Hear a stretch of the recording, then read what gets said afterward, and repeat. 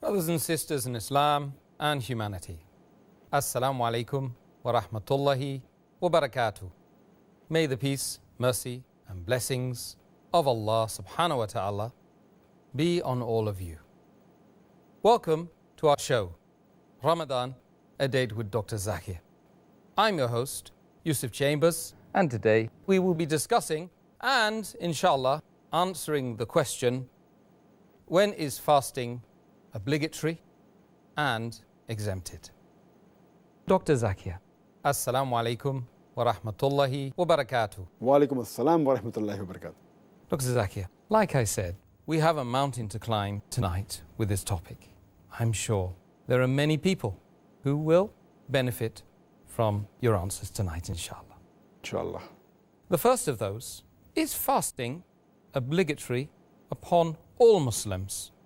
Or is there a distinct group that Allah refers to when it comes to fasting, in the month of Ramadan particularly?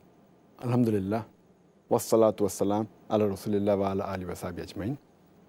There are 5 conditions to be fulfilled to make fasting obligatory on any person.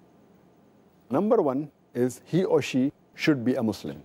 Number 2, the person should be sane.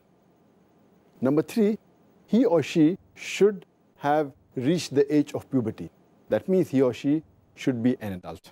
Number 4, the person should be healthy. Number 5, the person should not be in a state of traveling. He or she should be settled. There are additional 4 conditions for a female to be fulfilled.